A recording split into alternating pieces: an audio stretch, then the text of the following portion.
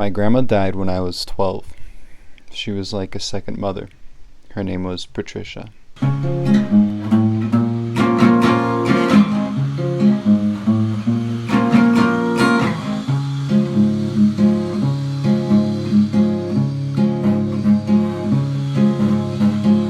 around the city, paying dues, house look like a zoo. I grew up with my uncle, Greg, my mom, and my grandma. She was actually my great-grandma. And I was the child that I had. I had 3 single people raising me. When I was little, before I'd go to sleep, my mom and my grandma would try to lure me to sleep in their bed. My uncle wasn't interested in that game.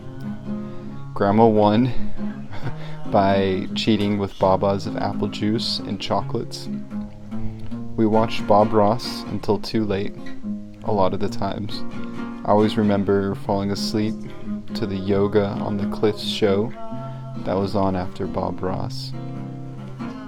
She loved to paint and draw and had an impressive book and VHS collection. When she liked a movie, she bought it more than once. I think she would just get too excited.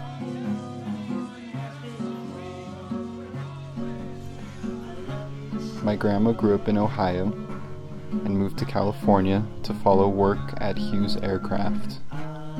She was an engineer. She worked on the Apollo missions as an electrical engineer. I think she did the wiring for one of the capsules. She was retired while I knew her, but she had started the work at the age of 13. Together we would draw cabins in the woods, and I would tell her when I get older that I'd build her one.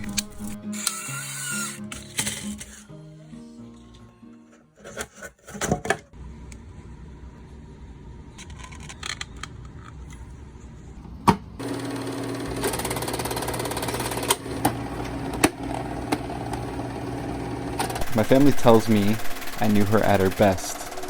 I didn't see the dark sides of her that could come out during rough times.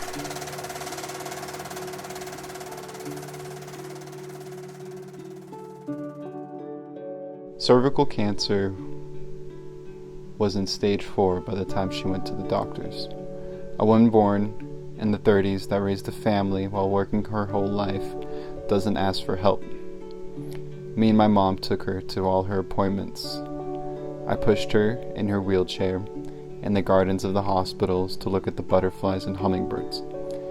Her favorite was the hummingbirds. She stopped making sense at a point. I was 12 and the hospice nurse told us she had one foot in this world and one in the next. I was 12 and I was certain that this world was the only one, so I took her hallucinations and screams as proof that death is messy and awkward and not much else. She'd been dying for 4 months when I woke up in the middle of the night to check on her. In movies, you put your finger under their nose to feel their breath. I felt nothing. I didn't feel her breath.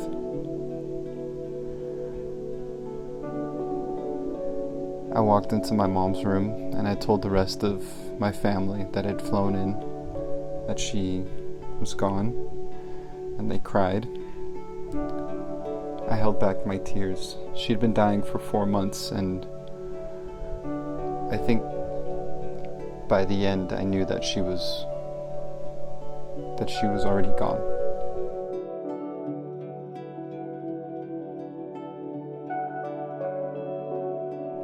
When the paramedics came, I watched.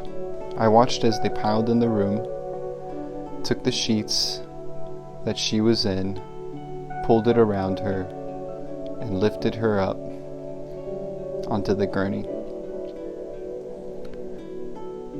Completely lifeless, unmoving. I remember that moment more than anything. I was 12 and my family cried as my grandma, who was like my second mother, died.